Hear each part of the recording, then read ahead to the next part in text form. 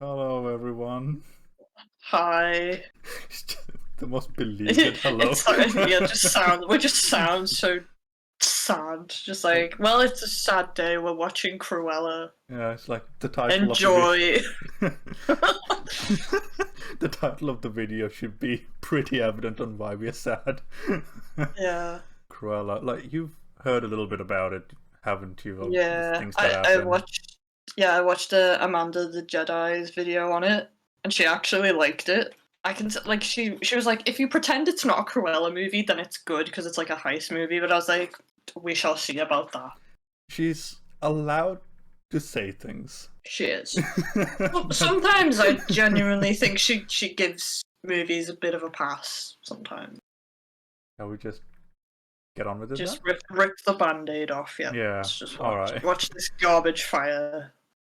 They made the Disney red. Oh, edgy. God damn it, Disney, stop it.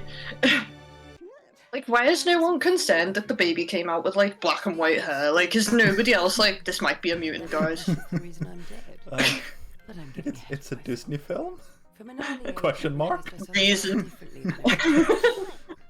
Like, I'm really trying to understand the logistics of how that is possible biologically. Like, Yeah. Also, why did you make it Estella? Why not just have it Ella and then add the cruel part on? Because that's what I assumed for years. me too, you know, because, like, wasn't it the song where Roger's like, Ella, Cruella. And then he writes Cruella. Yeah. That's what I've always assumed, but then again, it has been like 15 years since I've seen the cartoon. That's true. Why Estella? That's a real. Personally, I think it's a really weird name. It's not very British, to be fair. Oh, there's Anita, by the way. Yeah, I know, it's Anita. Like, when I found out that she's friends with Anita, I was like, what? No? I love the fact that they actually used I am woman, hear me roar unironically. Okay, That's just like the we live in a society, but if anyone says it like unironically, it's just like, why though? But Also, she likes dogs! She's got a dog! So I'm just like, why would this person go on to then murder dogs? I'm so confused. Oh, tragic backstory. It's people have compared this to Joker, so let that sink Yeah. in. You'll understand exactly how. There are some people who have the audacity to call this better than Joker. You're allowed to be wrong, I guess. Yeah, absolutely. I'd said expelled. And I'd already said it. Hadn't. Didn't? I love that. I'm taking her out. No, she's expelled. No, I'm taking her out. This bit lasts like 10 seconds too long. What? Okay, literally all you have to do is just have the no, I'm taking her out, and then cut the scene. Being efficient with your screen real estate, that was like a Snyder Cut issue. Like, cut. Yeah. Just fucking cut. Yeah, like the scene is over, dude. Come on. Literally, this could be just a really cool, like, story about a fashion designer. Why does it have to be Cruella? I think I told you on one of the podcast episodes, it's like, just watch The Devil Wears Prada again. It's Yeah. better. It's a far better movie. Do you feel sad that the world does not understand Estella's pure, radical genius? No, oh, it's so tough for her. We're 5 minutes into the film and it's like, oh, she is a genius. She is perfect. The world's beating her down. And I'm like, fuck off. No. No. Like, can we please have flawed characters again? Like, they're kind of nice. Yeah. This is, like, when I was watching this, I was thinking, holy crap, this is Rey Skywalker, but with a Cruella skin on it. I think this film might have Maleficent issues where, like, they made Maleficent too nice. Maleficent was weird, because, like, Yeah. because I'm used to the cartoon, and it's like, oh, Maleficent, she's such an awesome villain, and it's like this weird kind of half sympathetic, half anti-villain hero thing going. That was a Yeah. confused film. I know. I literally just love the idea of her just being so pissed off about not being invited to a party that she curses a child. Like, that is the mood. I know it's like really hard to write a villain as the central character. Yeah. Because you you know, it's hard to root for them if they just constantly do shitty things. But then you have characters like Tony Soprano, and he's an absolute asshole, but people still like are able to follow and, you know, even sympathize with him in a way. Yeah, absolutely. Like, you can sympathize with villains, and, you know, it doesn't mean you're gonna be a villain. It just means you can be like, I can kind of see where they are going, but they're going the wrong way about it, kind of thing. Like, that's why I think Assault on Arkham is a good example of how to do villains pretty well. Yes. Also, that's just how Suicide Squad should have been done. Just in general. Just watch Assault on Arkham instead, man, it's good. Yeah, literally. As soon as I watched it, I was like, okay, I'm never watching Suicide Squad again, I'm just watching this. Have you noticed where the budget of this film has gone so far? It's gone on the costumes, and clearly. I'm pretty sure it went on the scene where she literally copies Hunger Games. That scene's been ruined for me because I've seen it so much in the trailers. I'm just like, well, it's not really gonna have the effect you want it to now, is it? Also, fucking hell, that's not how fire works in the 60s. No. Like, with that much hairspray, you're gonna go up in flames too. What is this music? That's the other thing they've spent so much money on. The soundtrack to this is like Suicide Squad. It's packed with songs that are incredibly recognizable. Yeah. The costumes, music, and that's pretty much it. Oh, evil Dalmatians. I'm sorry, even though they look evil, I can't be, like, scared of a Dalmatian. They're just too cute. What am I watching? Like, why have a slow-mo for that? Fine if she'd let go of it, but she literally swung, and then swung back. That was... why? Why did you make that slow motion? Also, don't quote me on this, I'm pretty sure that's the only slow-mo part in the entire film. Well, that's very weird. And also, have you noticed the CGI dogs? Just... I know. That's the only way you can make Dalmatians look evil, is make them CGI, because they're just not evil.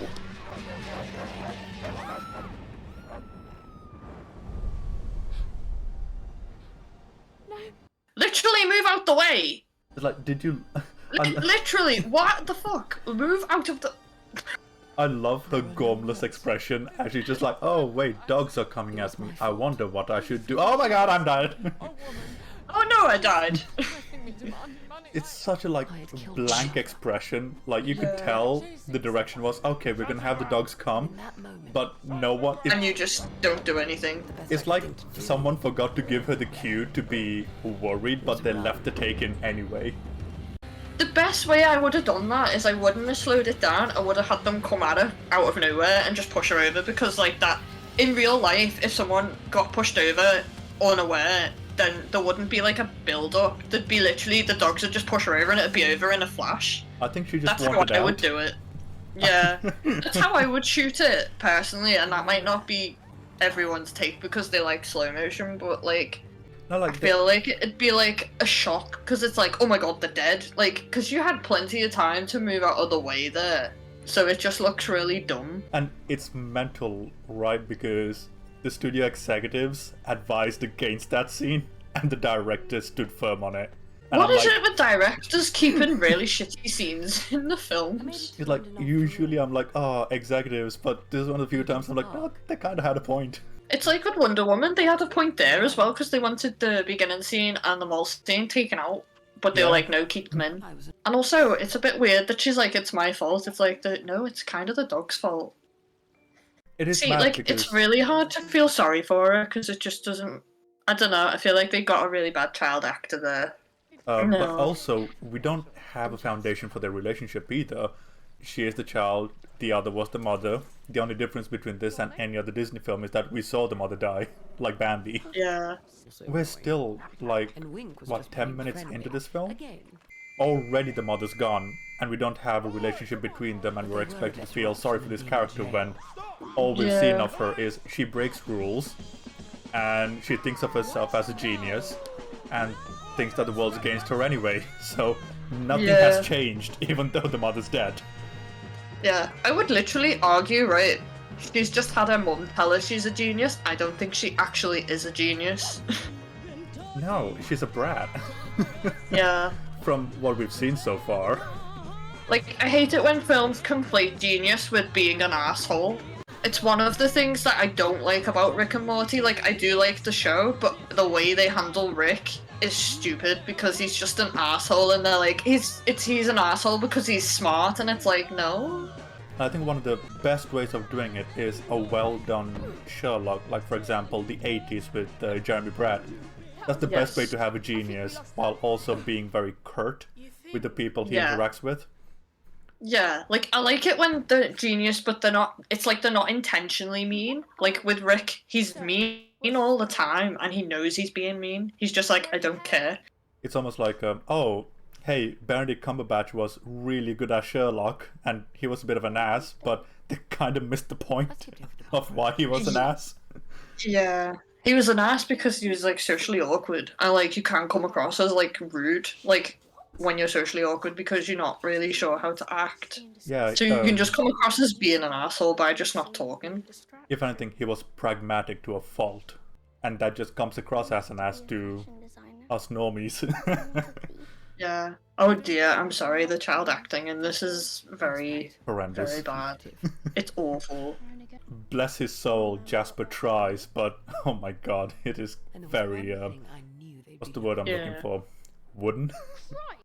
Why is it a shock that she's got black and white hair? Because, like, everyone else has just not noticed it. I know, it's weird. It's like... It's just like, now all of a sudden it's like, oh, you have black and white hair. It's got to go. And we're talking about the 60s, when schools had really strict codes of conduct.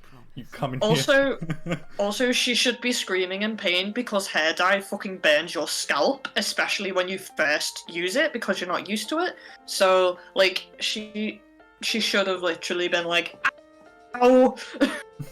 And also, it went down her face, and I'm just like, if that happened to me, like, my face would go proper red, and I'd have to immediately wash it off. I see what they were trying to do with the transition, but I was just like, that's really unbelievable that a kid would just pour dye on their head and be fine. I really like the actor who plays Jasper.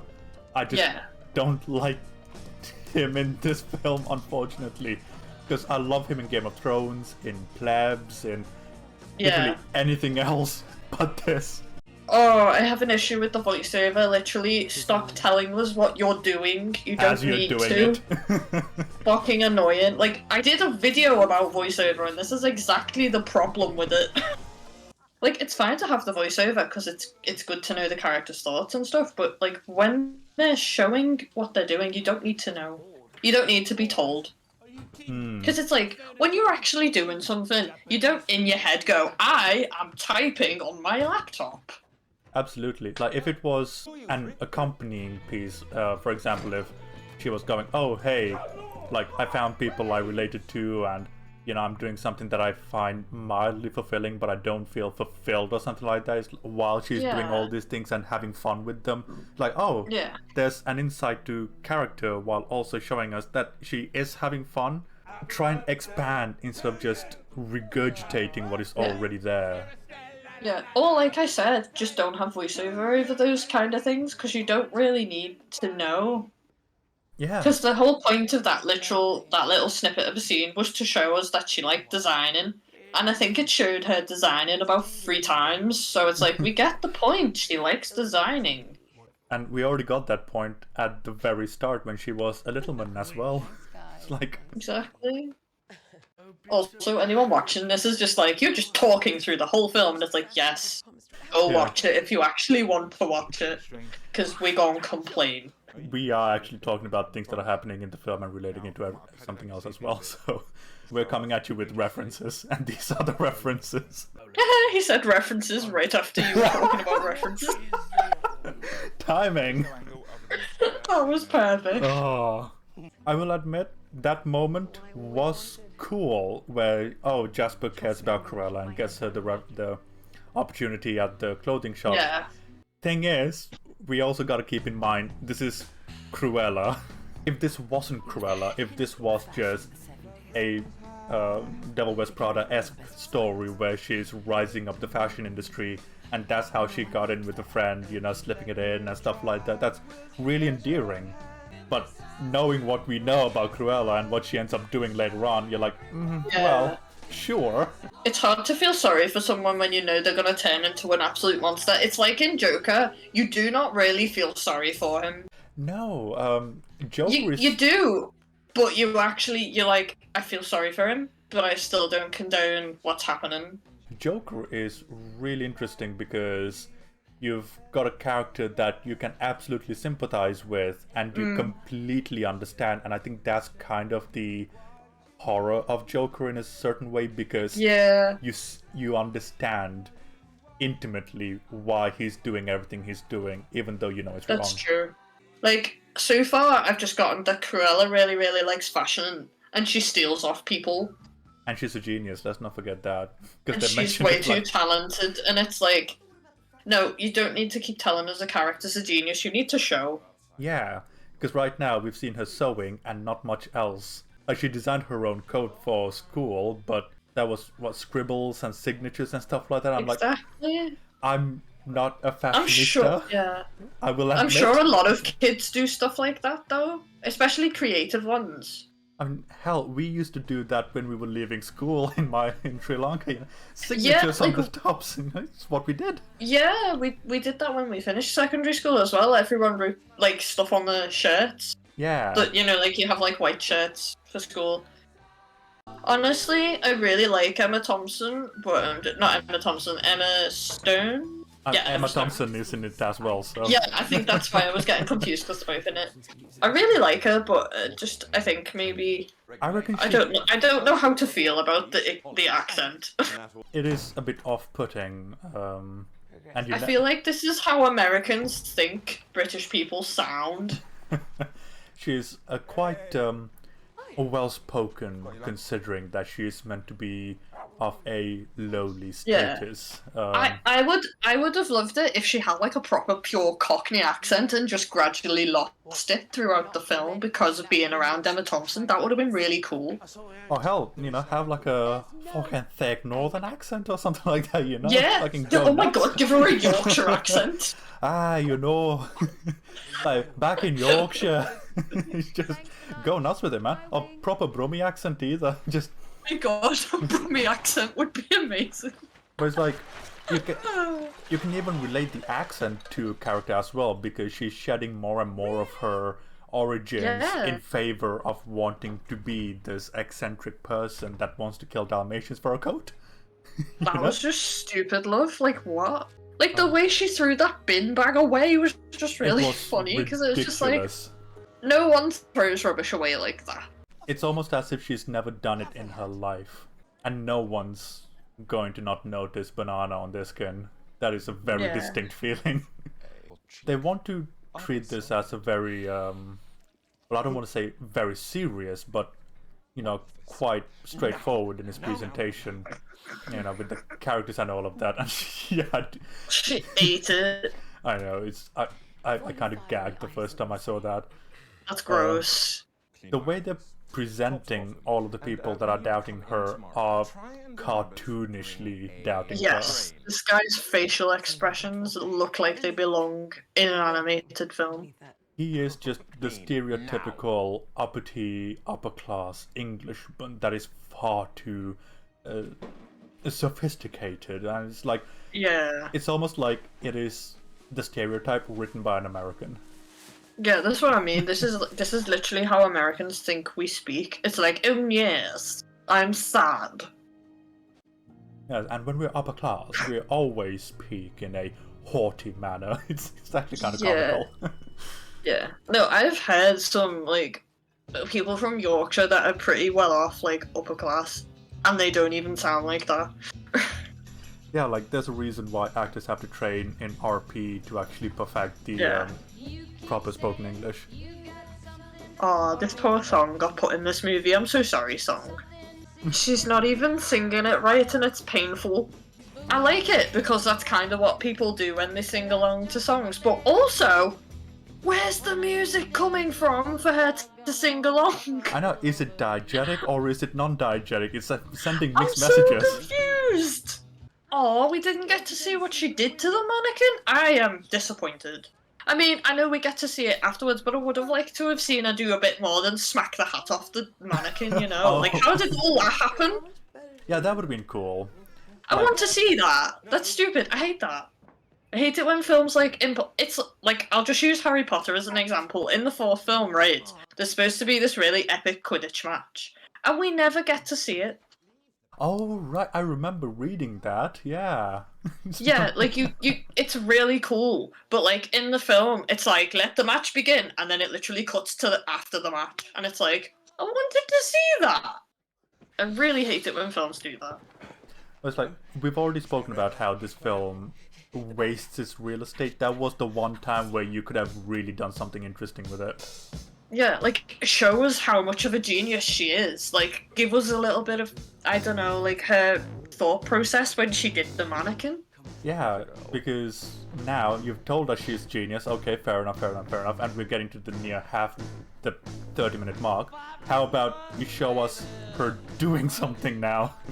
Please. Yeah, I am enjoying Emma Thompson's entrance. I love Like Emma Thompson, genuinely. Yeah, like you go, Emma Thompson. I'm so sorry you're in this movie. Bit of a departure from this actual film, but have you heard of the story of Alan Rickman recommending Emma Thompson to Kevin Smith to do Dogma? No, I have not, but that is freaking cool. So basically, Alan Rickman was cast in Dogma, and Kevin Smith was like, I'm looking for God, and Alan Rickman goes, well, I could get in contact with Emma Thompson if you'd like, and he was like, fucking what? Like, yeah, she already thinks she's God, so it wouldn't be too much of a stretch for her, and I'm like, holy shit, that was savage, but kind of cool. Yeah, I feel like that's how you would recommend someone. You'd just be like, this person is like delusional, they'd be perfect for the role. Yeah. I love Emma Thompson. I think she might just be the best thing about this movie. And oh my god, if they remake 101 Dalmatians, please make her Cruella, because I feel like she'd be perfect. Yeah, or do you know what? Bring back Glenn Close. Yeah, I was like, they missed a trick there. They could have thrown Glenn Close in there and like had a cameo. Genuinely, I would have been up for seeing Glenn Close as Emma Thompson's character. Yeah, that would have been cool.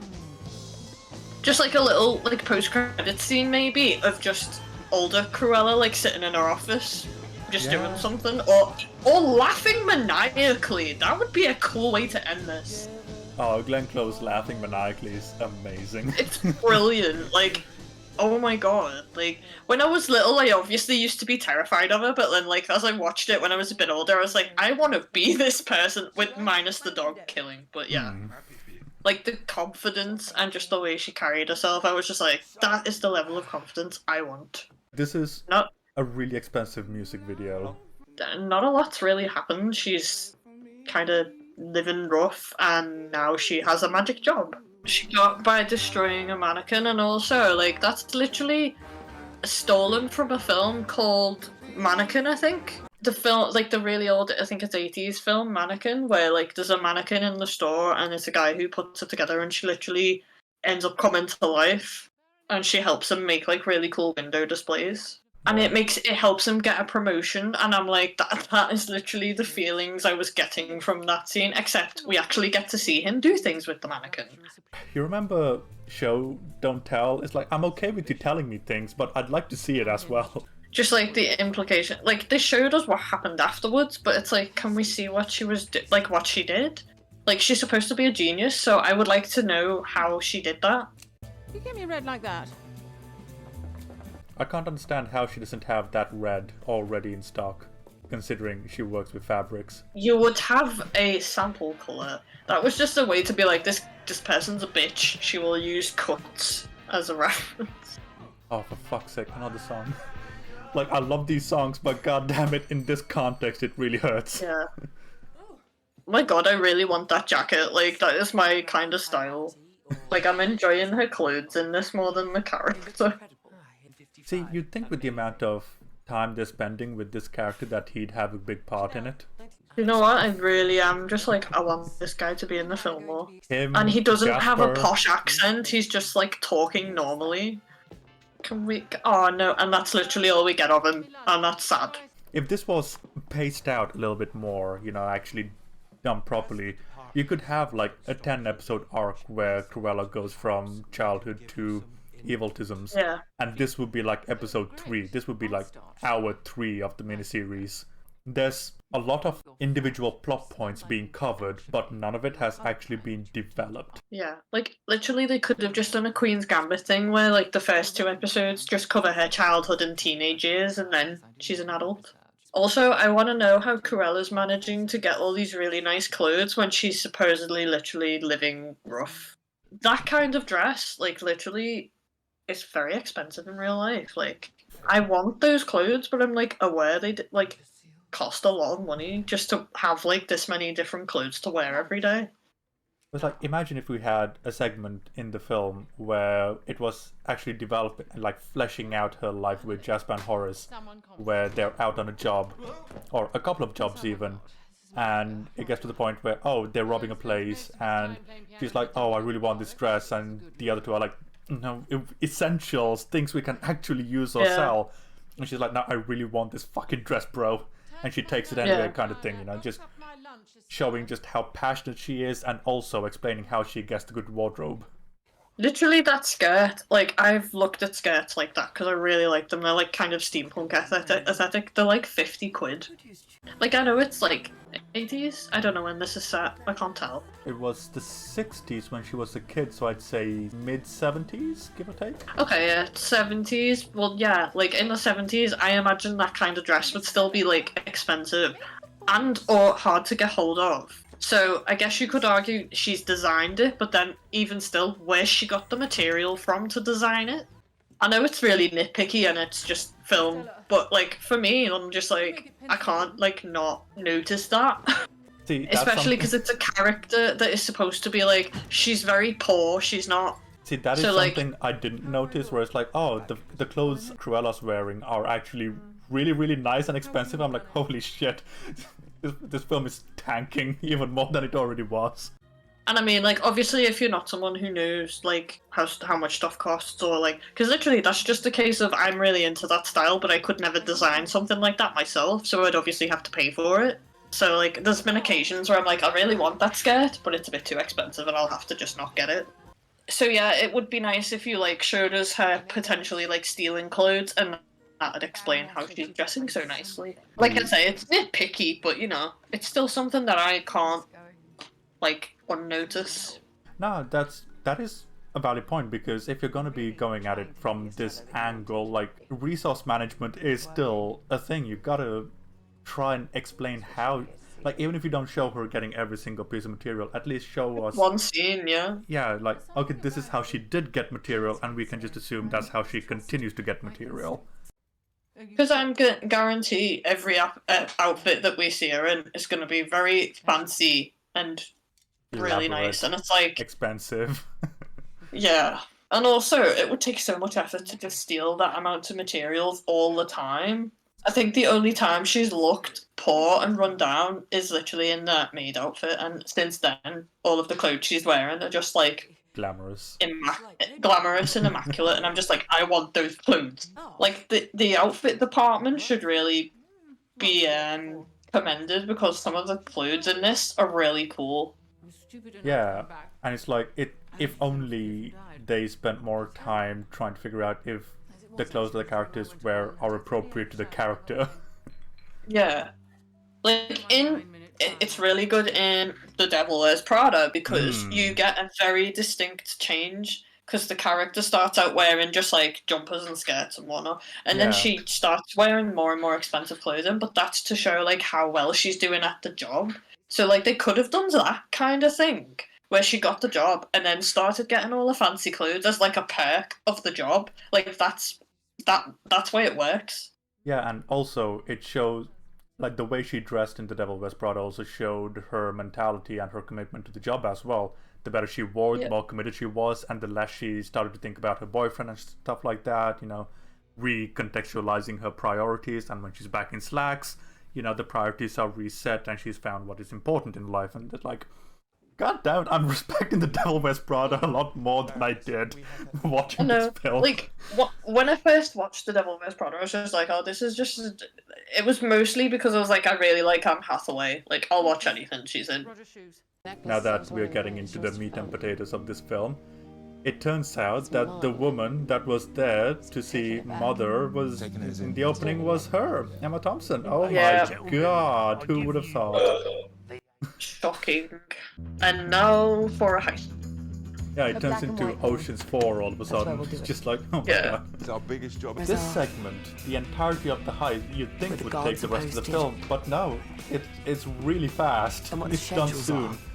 I get it, like, I'm being really, like, pedantic about this, but I can't help it. Yeah, you know how pedantic I get, so it's fine. It's like, why is that toenail bent the wrong way? Just like, you... just like... And then someone would just say, Dylan, that's not important. He's like, no, but fucking hell. No, but it is to me! Women in gold.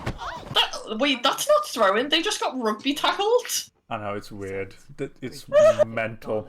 It's like, if you're gonna be that strict about who gets into your party, why are they invited? Even there? Why are they there in the first place? Just have a really good bouncer, you'll be fine. Yeah. Could have just had a scene where I'm like, no, you can't come in. No, this is literally, she's so evil, she invites people and then throws them out because she doesn't like them. Up until now, there's been slight romanticisms between Jasper and Cruella, which is still fucking weird. I can just picture the live action 101 Dalmatians, and Hugh Laurie plays Jasper in that movie, so I'm just... Hugh Laurie's amazing. I'm just imagining Hugh Laurie and Glenn Close having a romance, and it's weird, because she absolutely beats the shit out of him in the film. That's the thing, it's like, if we're going to be taking 101 Dalmatians as canon in this particular universe, then we have to discount this. But if we discount 101 Dalmatians, this film makes a little bit more sense in terms of the character relationships. Why they did this, I have no idea. And it's weird because, like, oh, we're going to show Cruella's descent into madness, and it's like, okay. You could have had it as her being just an evil bitch, and that's perfectly fine. Maybe if you had... like... carry on, sorry. I was just gonna say, imagine if it was the film talking about Cruella, but from Jasper and Horace's point of view, where they're just employees and they're just being berated left and right and just trying to please Cruella as best they can or something like that, and make it like a comedy hijinks thing. It's like, you could have made something interesting with that. Yeah, I mean, because literally all I have in my head is every scene that she has with Jasper and Horace in the live action and in the cartoon. And every interaction she has with them is literally, she doesn't give a shit about them. They are literally just there to do what she wants. Literally, they are lackeys, for lack of a better way of saying it. Yeah, and she literally screams at them and berates them and literally abuses them the whole time. And, like, gets annoyed when they do what she wants. And over here, they're childhood friends. Yeah, and I'm just like, you wouldn't treat your childhood friends that way. And fucking hell, you remember me telling, oh, it's like, ordinarily the heist would be an entire film in itself, but here we are. Yeah. Within the hour, we're just getting right to it. I never understood why those glasses were done in that way, ever. Oh, dude, you just made a load of work for the bloody staff, you bitch.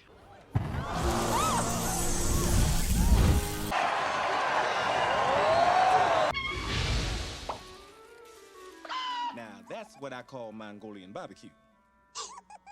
Oh, she's a magician now, apparently.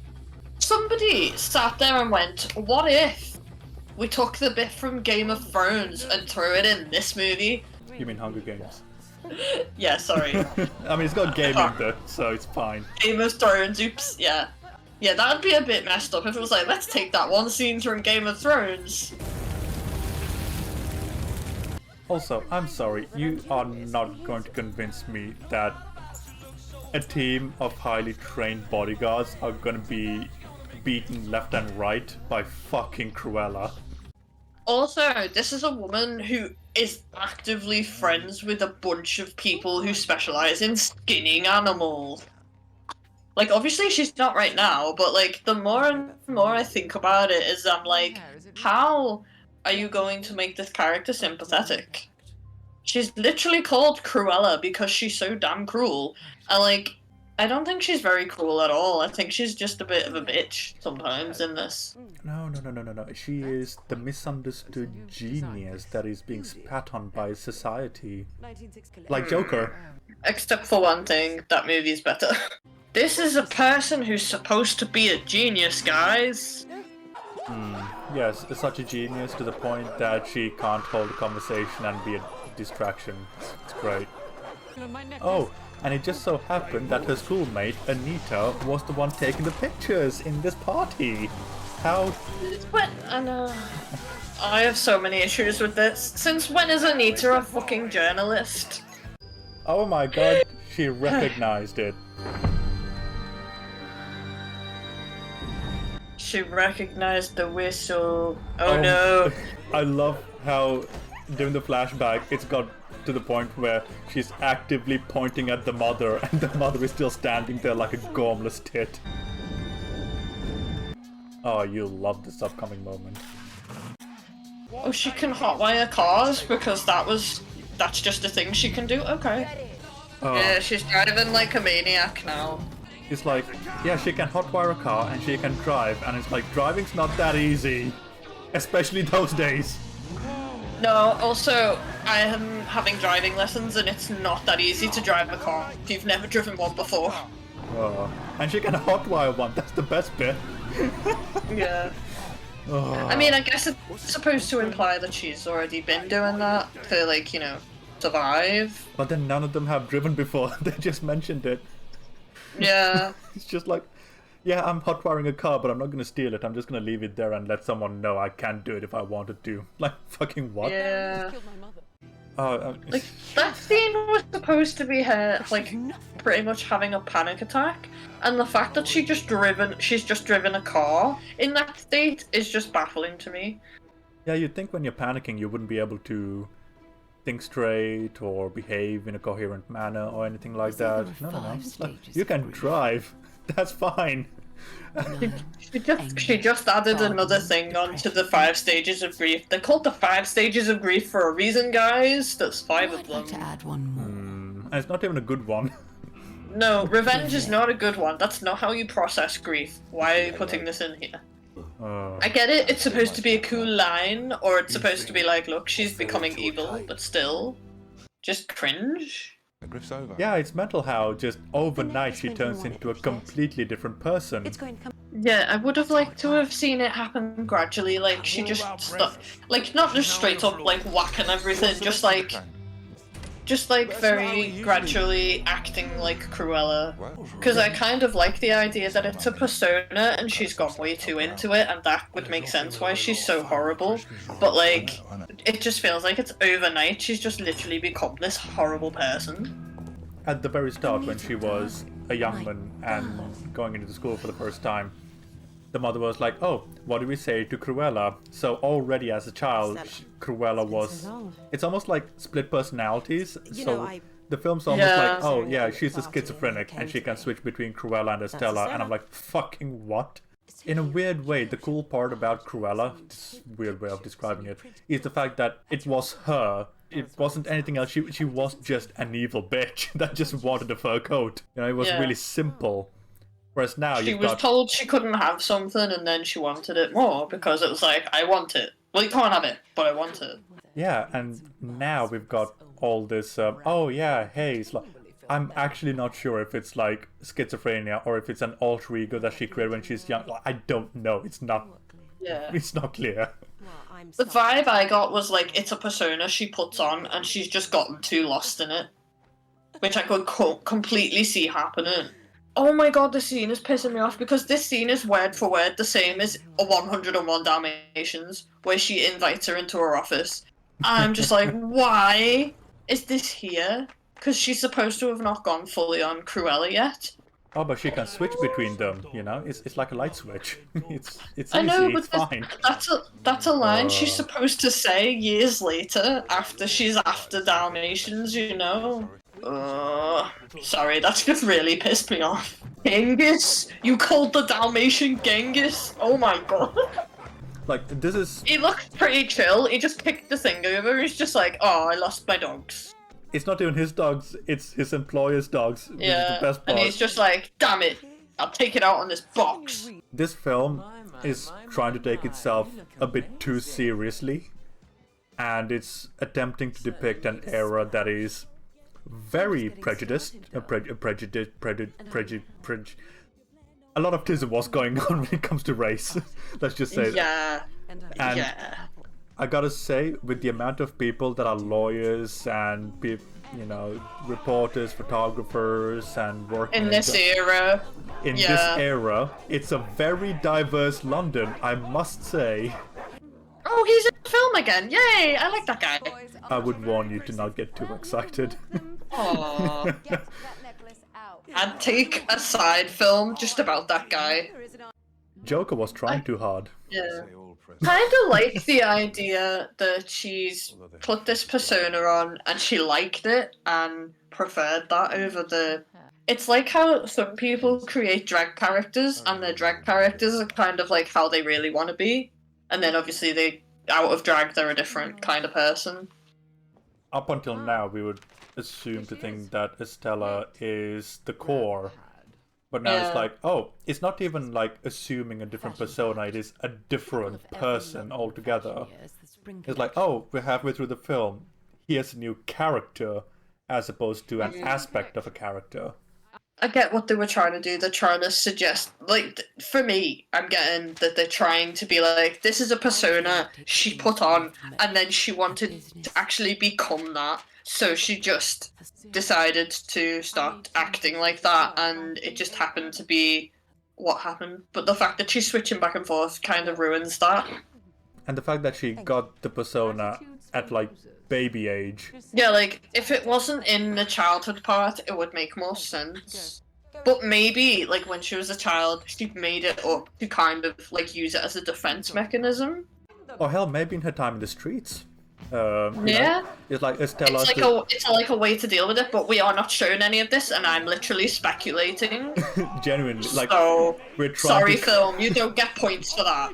Like, we're trying to come up with reasons why it would make sense that would help improve the film. So, imagine if instead of it was introduced during the time with her mother, like, she created Cruella as a way of dealing with the negative side of things and putting up a strong front in front of the boys so that she's able to be a thief alongside of them, while in her private moments she's Estella or something like that. And now there's conflict between the two because she wants to be legitimately good as a fashion designer, which is what Estella wants. But Cruella saying, now we're gonna grab this by the scruff of the neck and get this kind of thing. Oh my god, the future, do you get it? Do you get it? Could that be any more on the nose? It's the equivalent of The Last Jedi when Kylo Ren just goes, It's time to let old things die. Snoke, Skywalker, the Sith, the Jedi, the Rebels, let it all die. You wrote the future on a face, so yeah, naturally now it's like, the future, that's me. Yeah. I could write I am a fashion model on my face. It doesn't mean I'm a fashion model. Oh my god. That was pretty cool, to be fair.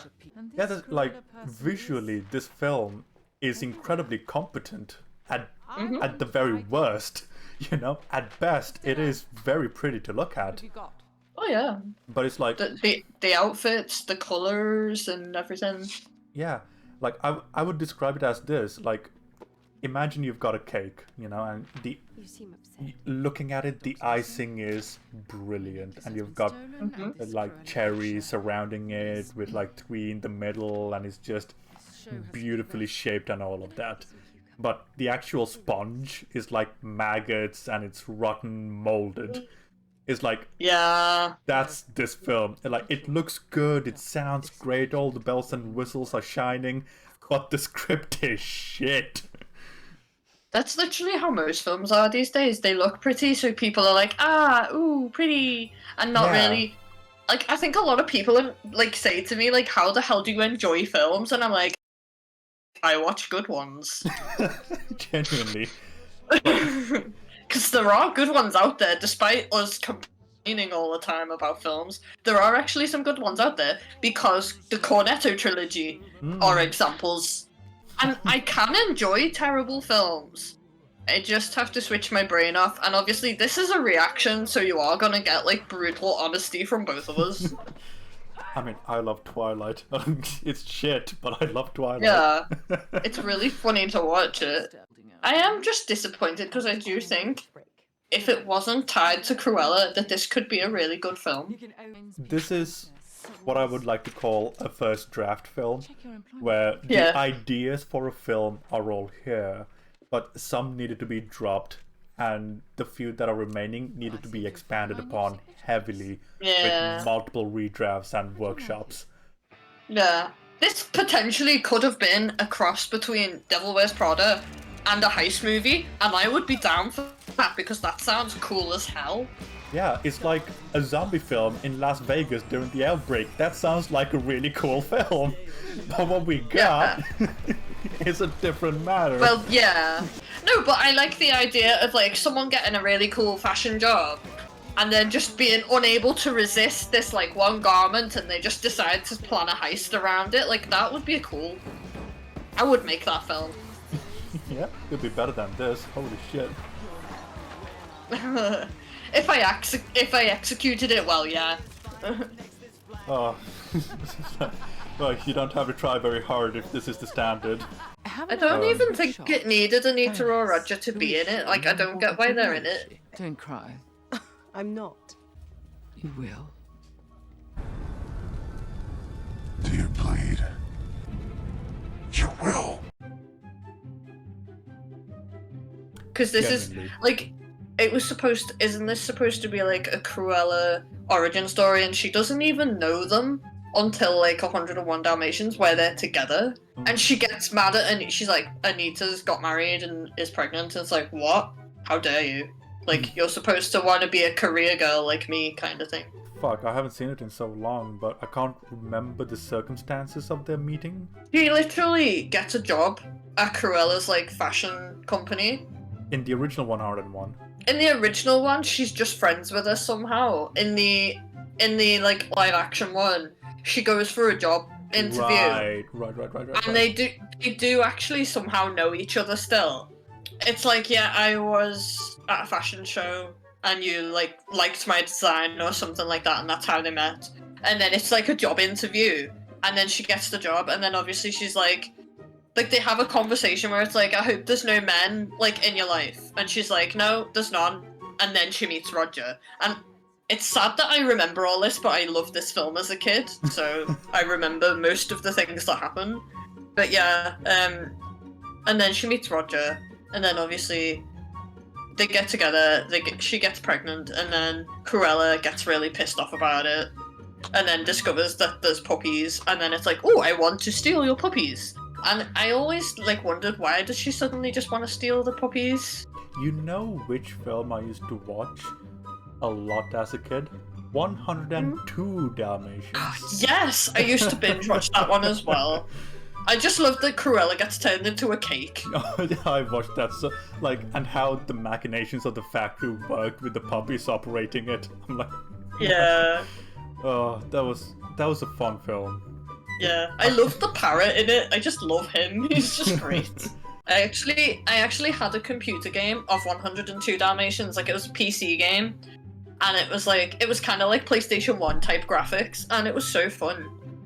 Like, you could play as, I think there's 2 dogs in it, like Oddball or Domino, and they're like the next generation of puppies, because it's like, I think it's 2 of the puppies from, you know, the first film, or one of them gets with another dog.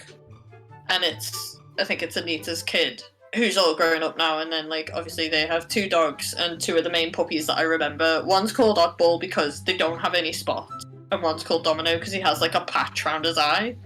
So you could play as either, like, Oddball or Domino, and you have to go rescue the rest of the puppies because they get kidnapped. And it's a really fun game.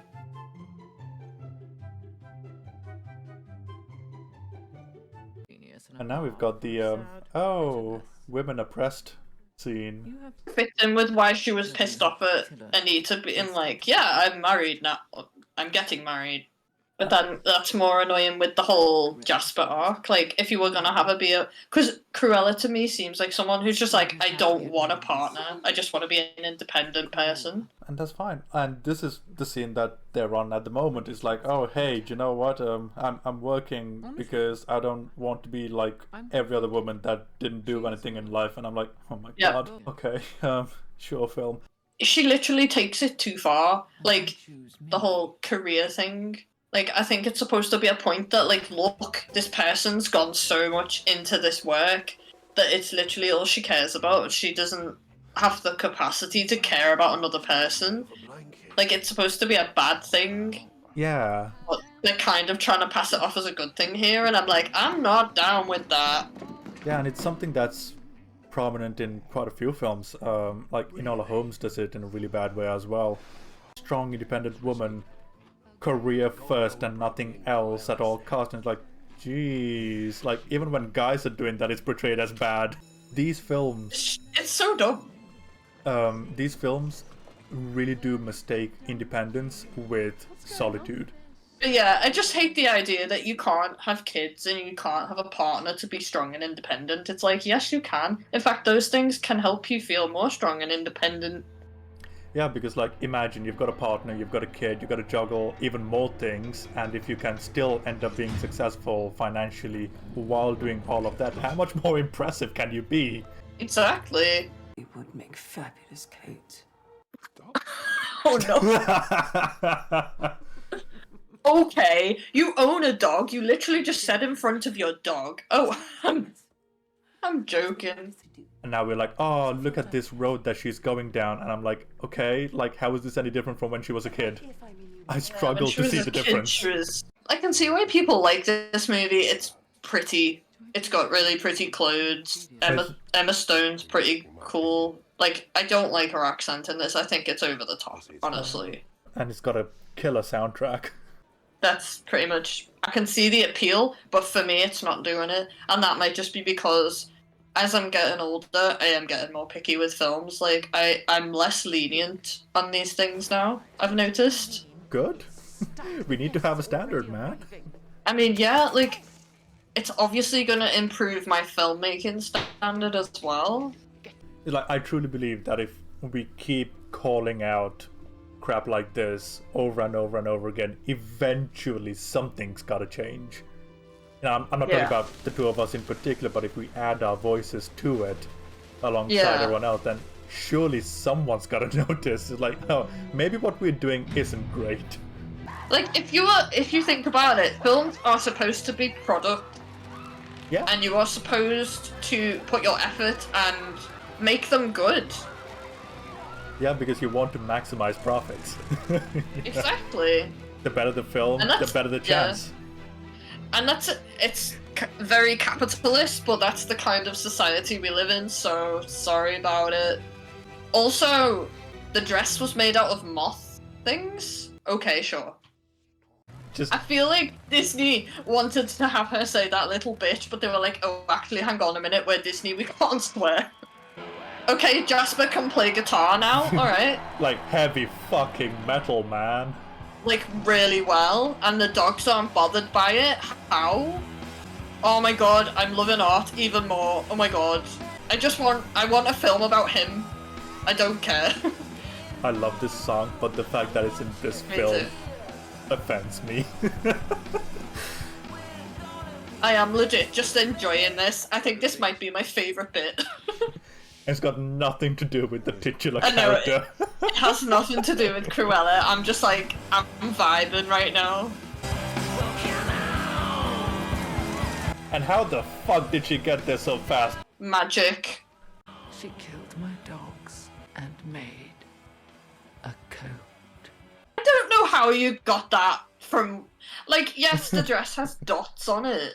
But, like, that just seems like a really... That's a big leap. Big jump in assumption. And also, bizarrely, it kind of looks like the design in 101 Dalmatians that she wanted to make. So I don't know if that was like a nod to it.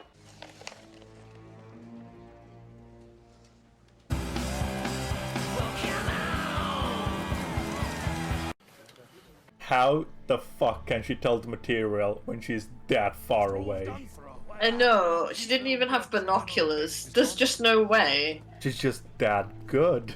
That was just a massive assumption. That's like, oh my god, that thing has spots on it. You killed a dog to make that. Like, how do you know she didn't buy it? Oh my god, brown man working in a kebab shop. Stereotype. I mean, it is stereotype for a reason, but I just find it funny. I tell you what, I do really love Cruella's makeup aesthetic. Like, if I had the energy, like, that's how I would look all the time. And now she's singing that she wants to be a dog. I love how in films it's just like, oh, the villains are just sitting in the dark, just twiddling their thumbs, waiting for the protagonist to come back for a dramatic reveal. But like, so many films do that, and I'm like, oh, you're adorable. I think True Lies with Schwarzenegger and Jamie Lee Curtis did it really well, making fun of the gag. Yeah. I remember that film. Man, True Lies is so good. Watch that instead. Also, how did she know she lived there? Like... She saw Jasper and Horace on the street and followed them. How she spotted them, how I don't fucking understand, but... Horace's red hair probably did it. I mean, when everyone else is dressed up in a very eccentric way, I don't know how they can stand out. Yeah, I mean, that's like trying to spot someone in a gig. Like, there's lots of people dressed like that. This is also another thing that just really gets on my nerves these days. It's like, if you're gonna kill the protagonist, just have the balls to kill them. Just please. The villain is more evil than Cruella. And yet this is what Cruella aspires to be. The moral in any other story would be, oh, Cruella sees the error in this way and chooses the righteous path and ends up being a good one. Like, I feel like this would have worked better if she'd got the job with this woman, basically taken her on as a mentor role. Like, it would make more of an impact if it was like, she's a mentor role, she's gotten, like, close with her, and then she realises, oh shit, you're the person who murdered my mum. But by that point, she's too far gone, so, like, I don't know, like, it's kind of like the last bit of humanity she has left, and then it kind of just dies. I mean, in a way. You don't even need to have killed the mother, to be honest. It could just be her living on her own and, you know, trying to find her place and stuff like that. She finds a mentor, she works and works and works and literally do inverse Devil Wears Prada, where instead of choosing to walk away in Paris, have her stick with her. Yeah, she stays with her and basically becomes her. Yeah, but worse. Yeah. Like, that would have made more sense, because that's what I thought the angle was going to be. Like, oh, they have a figure that's like Cruella, and then that's why Cruella ends up like Cruella, because she's had this mentor and literally taken on this mentor's, like, attitude, because she's really not nice. Yeah. But, like, having her reveal that she murdered her mum just makes it easier to hate her, and it's like, you don't understand why would you aspire to be like someone who killed your parents? It just doesn't work. Yeah, so the mentor thing is out the window already, because there's no way in this particular storyline she'd want to be that. The killing by Dalmatians, I was like, I thought it was going to go somewhere with that, but it's like, no. No? She has no issue against Dalmatians, she's just made a dumb joke about making them into a coat. That's the only hint of her, like, not liking Dalmatians, and it's a joke. Yeah, and if anything, she's been training them really well. Before it gets to that part, imagine what the next reveal is going to be. Just have any guess. What do you think the next big reveal is? Oh, Emma Thompson's her mum. Oh, you just... Oh, fuck off with that, really. I'm so glad I asked you to guess really quickly. So she's literally... That makes even more sense to make it like a mentor story. That would have worked so well. Found out she was pregnant. I'm pregnant. She was That's how I reacted when I was pregnant too. delighted. So that he's That's the best response to going, I'm pregnant, I've ever seen. her daughter. Like, she's just so evil. She's like, I'm gonna carry this baby for 9 months and then murder it. Yeah, but villain. Oh, that's stupid. Oh, and she just casually stole the mailman's bike. The poor mailman. He was just doing his job, man. Exactly, like, there's him trying to feed his family with his only bike, and now it's stolen, and the mail's taken as well, so he's gonna get fired, which means his wife's gonna leave him, and his kids are gonna think that he's a failure. You've ruined his life, woman! Evil. But yeah, the fact that she's her mum, are they trying to say it's in the genes? That's stupid. I would have preferred if it wasn't the mom altogether, but what you're basically saying, it's essentially advocate for nurture as opposed to nature, because okay, this is a weird Lord of the Rings tangent, but bear with me for a moment. Like, imagine you've got an elf, okay, like Legolas, like an elf, but grown up his entire life in the mines of Moria with dwarves. You know, like, he'd still be pretty chill, but he'd be the most aggressive and loud elf in existence because of the nature he's around. So that environment would nurture that personality. And then conversely, imagine a dwarf like Gimli living in fucking Rivendell with Elrond. He'd be the most chill dwarf ever, but he'd still be pretty fucking aggressive, you know? Like, there are basic things that are common in nature, but nurture definitely molds you. Like, nature is the clay, whereas nurture is the experience that molds the clay. Whereas this film says nature is all there is. This film has literally shot itself in both feet, because it's like, mother introduced, mother raised her like a nice person, and then she's got a mother who's evil, and it's basically like, oh, she's always gonna end up evil because her mum's evil, and it's like, no. No, like, I don't think people are born evil. I think people get twisted by their experiences, and I think potentially, like, yeah, absolutely. I feel like if, like, someone's born with, say, like, a severe mental illness and it's not diagnosed, I think that can potentially warp a person as well. Yeah, it's like, we can take it to something even more common than mental. Like, let's think about race. When we're kids, we don't give two shits about what color a person's skin is. No, we'll but play with them anyway. Taught to you. But over time, like, prejudice is learned. Exactly. You know, we don't give a shit when we're young, but through nurturing and through experiencing things around you, then they become a developmental factor in your psychology. So nurture is absolutely a, I would say, fundamentally more impactful thing than nature. Yeah, like, okay, yeah, I'm pretty sure you can be born with a specific nature, but I don't think that's the thing that rules you. I don't think that's the thing that's inherently going to make you good or bad. And also, people are nuanced, so, like, good or bad, you know, people make mistakes as they're learning, and people try to be better people, but, like, people are complex, so it's not always a case of good and bad, black or white. Yeah. It's very much grey in terms of morality, I think. Absolutely.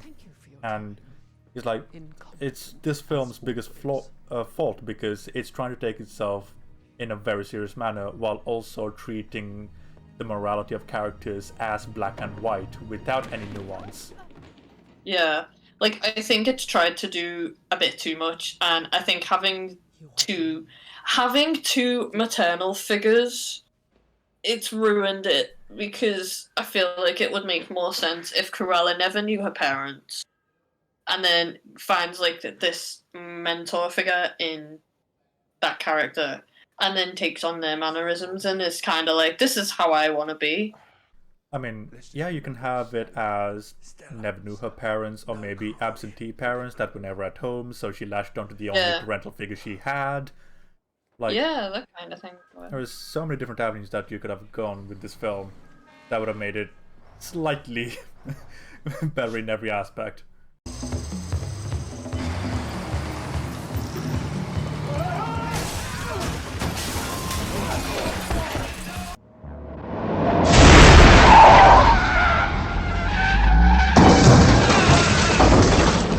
Yes, film, I should be watching Terminator instead. I don't think that, like, in reality, that wouldn't she'd be locked up like immediately. Oh yeah. But yeah, hardcore. I'm suspending my disbelief. And she should be arrested. She just destroyed a building. Yeah, like you are literally now a criminal, lady. I mean, she already was And more because of the music. stealing. Oh well, yeah. Oh, we're gonna have the doggo bring the keys. Alright then. I wanna know what happened to Wink, and I wanna know what happened to the other dog, because they're not in 101 Dalmatians. Did they murder them? I don't know. I am afraid for the doggos now, because they're not in 101 Dalmatians. See, it's like what we were talking about at the start, where if we ignore 101 Dalmatians, this film is a lot more palatable. But if Yeah. we do include it, this film becomes kind of unbearable. Yeah, this film is like, there are so many mistakes. Like I say, it's kind of suffering from Maleficent syndrome, because everything in this film, I haven't seen Cruella be cruel, I've seen her just be a bit of a bratty cow, and kind of a whiny person, and I'm like, that's not Cruella. And Maleficent really pisses me off as well, because you got the perfect person for Maleficent playing her, and you wasted it. Like, I'm all for, like, giving her, like, reason to be angry, but, like, if you make it too, like, sympathetic, then you're not really true to her character. Because Yeah. she's straight up evil. her name is Maleficent for a reason. You know, at the beginning of her name is malicious. And it's Cruella, you know. She's supposed to be cruel. She's just whiny. And puts on, like, a really posh accent and kind of whacks people with sticks. That's annoying. That's not really cruel. Like, that's kind of the downside of it being a Disney production. You can't have a character be heinous. And it's kind of absurd, because, Yeah. like... I mean, I feel like it's dark enough having a character that likes to skin animals in a Disney film. Like, that's... You know, I was genuinely afraid of Cruella when I was a kid, because I'm like, this person wants to hurt dogs. Dogs are, like, pure and good. Like, how can you want to hurt dogs? Oh, it's like something that's always stood in my mind is when she was driving the car, about to run over the dogs, and her eyes were just going all fucking Car from Jungle Book, like Oh my multicolored god, and yeah. shit. Like, her eyes were just, like, evil. Like the manic look on her, I was like, holy shit. Yeah. But it's like, I cannot believe that is where this person ends up. It's like... And, this person has dogs that are friends, and she literally... How do you get from... Like, I just don't get it. Like, it would make sense if she had, like, a hatred for dogs. Like, which is what I thought. I thought Cruella was that cruel, she just hates dogs. Like, I was like, this lady just needs a cat. But this is a character you love to hate, just like with Maleficent. It's a character that you actively hate, but you also love to hate them because you're like, they're such good villains. Yeah, it's like they've got a lot of charisma behind them. I want art in more of this film. Oh, we got another semi-romantic moment between Jasper and Cruella before the big showdown. This literally reminds me of Ross and Rachel in Friends, because they always have, like, The balcony. romanticisms on the balcony, yeah. Oh my god, you're so right. And it's the same kind of relationship as well, which is really weird to see. Will they, won't they, yeah. And It's the way like, does they this treat will each they, other. won't they go on for years? Oh my god, even the way they behave with each other as well. It's just... Oh my god, Cruella is just a Friends ripoff. I mean, Rachel, like, wants to be a fashion designer as well. Oh my god, Cruella is discount Rachel from Friends. I hate this so much. You remember before this film came out where Cruella was a really intimidating villain? Now she's just like a spoiled brat from Manhattan. Just... I'm gonna rewatch 101 Dalmatians now, and I'm just gonna be laughing my ass off the whole time. Yeah, it's like anytime, like in the opening when she comes in and asks to buy all the puppies, it's like, oh, it's okay, Rachel, you'll get over it. Or she's like, no, you shouldn't get with a man. Oh, is that because you think that with Jasper didn't work out? We were on a break! Coffee house? You bet. Oh my god, you remember how we were talking about her wanting to kill the child? Now we're actually having it spelled out to us. They should not have put this plot point in. Like, seriously, you could have just... I just feel like that's a cartoonishly evil thing to do. Like, I don't like my child, kill her. It's mad But how yeah. every single guest in this film, in this scene, has just been rugby tackled without being approached first. This scene. They all look the same. No. There are two things this scene reminds me of. One is I'm Spartacus! I'm Spartacus. Yes, yes. the second thing it reminds me of.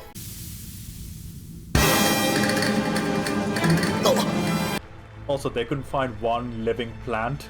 They all look dead. Yeah. I feel like she's gonna plan to try and take her out with her own dogs or something. You see, poetic justice, I think that can work, sure. Oh, she's doing the whistle. Okay. Poetic justice. This makes even less sense if the dogs now, like, follow what she does. Because it's like, okay, so now you have Dalmatians at your command. Sit. We're almost there. We're almost there. Oh, we've nearly finished it. Oh, why is this film so long? It doesn't need to be this long. Because Cruella is the main character, they gotta have the positive arc, but at the same time, she's Yeah. gotta stay a villain. So they're stuck between a rock and a hard place. Because if they Yeah. make her a villain, she'd be deplorable. And if they make her a hero, that would be inconsistent. So I feel either like way, they're this fucked. Yeah, this is literally why I'm like, when I heard they were making a film about Cruella, I was like, how are you gonna make me feel sympathetic to someone who murders dogs? It's not gonna happen. Literally, the only way this works is if you don't see it as a Cruella film. Because if you do, literally you're like, this woman murders dogs for fashion. There's no way of spinning that positively, or even like, oh, like maybe they're just misunderstood. No, they murdered dogs. That is a crime. Who made a mistake and let something extraordinary go. I wouldn't say they're geniuses, I would say they're very creative. That's being generous, but okay. I mean, I'd I say would Art say, is like, a lot more creative than either of them have ever been in this film. Yeah. Like, Art has been more of a fashion designer than both Cruella and Emma Thompson put together in this film. Also, how the fuck does she not notice the people walking behind her? Like, all the talking, murmuring, and the footsteps. And also, how is the edge of a cliff that still and not windy as all hell? Can I hug you? I'd be like, yeah, you can hug me. Let's go away from the cliff because you murdered my mother. So let's go away from the cliff and have a hug. Idiot. She's dead. Oh my god. Oh, she just noticed. She jumped! She couldn't even pretend to faint properly, and she's not dead. So I told you I died. Estella, that is. Oh, come on now. So that doesn't even make sense thematically. Because, like, it had to be a sense of, oh, Estella was holding her back, but Estella was the one that got her that close to begin with, and now you're saying, oh, she was useless. It's like, fucking what? Like, she basically said earlier on that Estella doesn't get anything done, and it's like, well, She she got this does. done. Because she got you the job.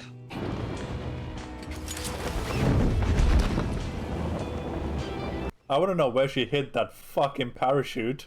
And that water is so fucking fake. She pushed a person off of a cliff. She deserves to go to jail. That's justified. Like, the way they're portraying this is as if it was Gollum and Schmeagol, where it's two distinct personalities that coexist within the same body. Whereas this is like, oh, I feel like Cruella today. I feel like Estella today. When it's the same person, and it just does not work.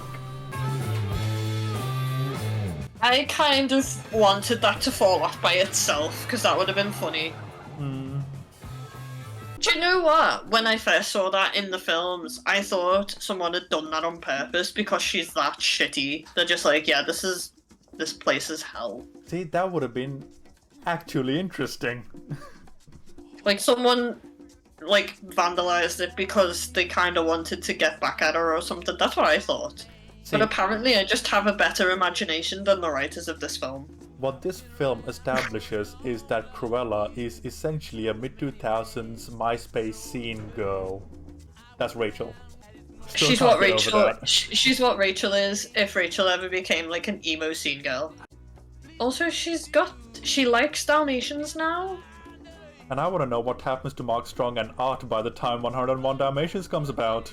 Like, she almost has a parental figure right there. Is that implying he's actually the butler the whole time? Because that makes it so much worse, because she's awful to the butler as well.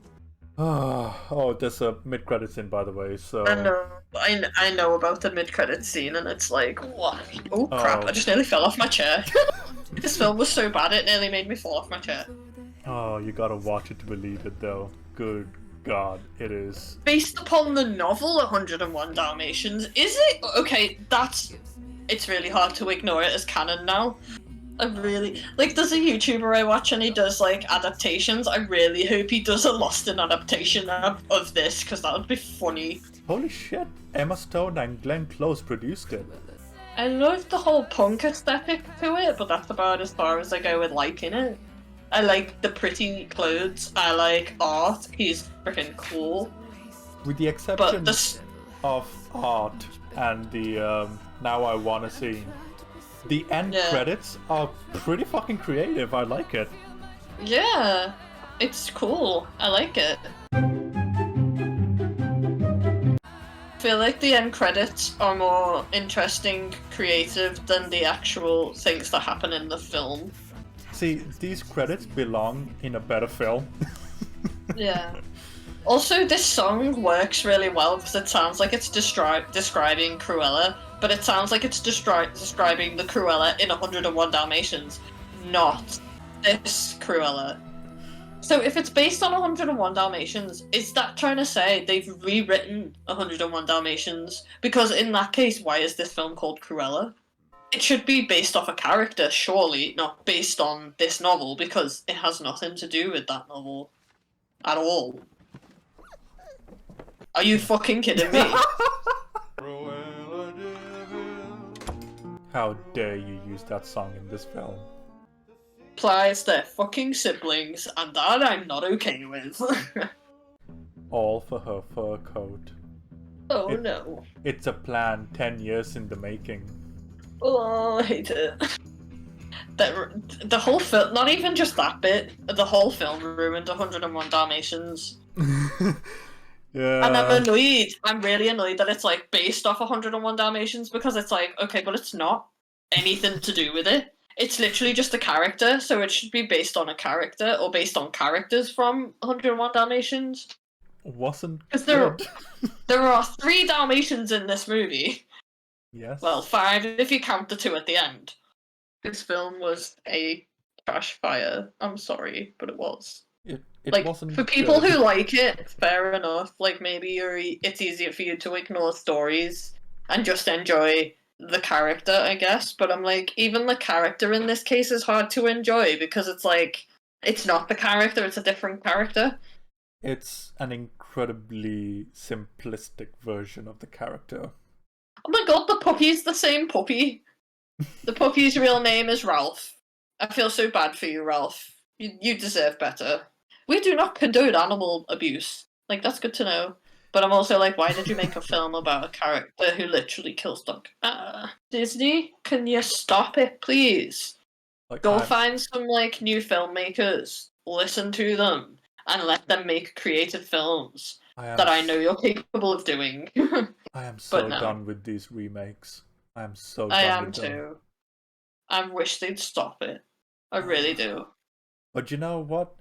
There's exciting news on the horizon. Because the writers, directors, and Emma Stone are returning for Cruella Part 2. No! No! Disney, stop it. Go in the corner and think about what you've done. I'm so mad. No. You know, it's what I love. Should we react to that one as well? Just to be like, no, this movie is bad. Sure. I'll go in blind for the next one as well then. Okay. Oh man. I'm not going to cinema to see it though. Hell no. Yeah. But like, I love how we've got 2 different experiences of the reacting series where it's like Attack on Titan, we're really invested and we're quiet for the most part. And this we And were this just one we just didn't shut up. just Yeah. mad. That was fun though. It was I fun. just loved that bit where we were just like, oh my god, she's literally Rachel.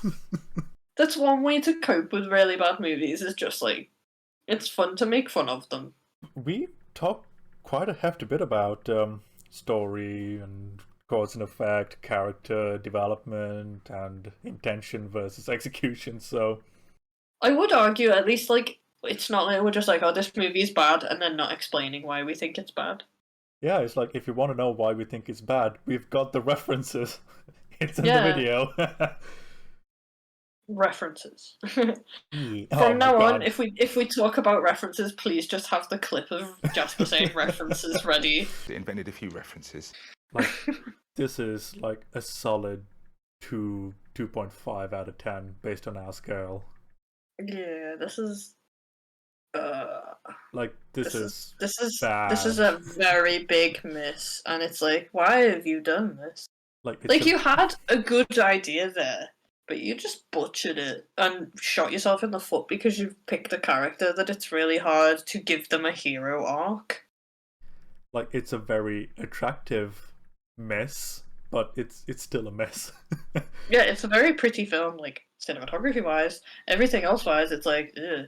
It's pretty much your cake metaphor. It's a pretty cake, but then when you bite into it, you're like, ugh, no, this ain't for me. No, just watch Joker. Watch any of the films we talked about on this. Yeah, if you want a film about fashion and a badass fashion kind of semi-evil character, go watch Devil Wears Prada, because she does it much better. Or literally just go and watch 101 Dalmatians, because Glenn Close is amazing in that movie. She's evil. And watch she's the cartoon just, as well. Just options and the are cartoon. Yep. Watch both of them. Yeah. And 102, because then she gets turned into a cake and it's funny. And if you're really adventurous, 101 Dalmatians, a Patch's London Adventure. That one too. That one's goofy. Yeah, if you're still watching up until this point, thank you. Yeah. And, appreciate it. Absolutely. We'll see you guys next time. If this even ends up being on YouTube, who knows? Yeah. Toodaloo. Bye-bye.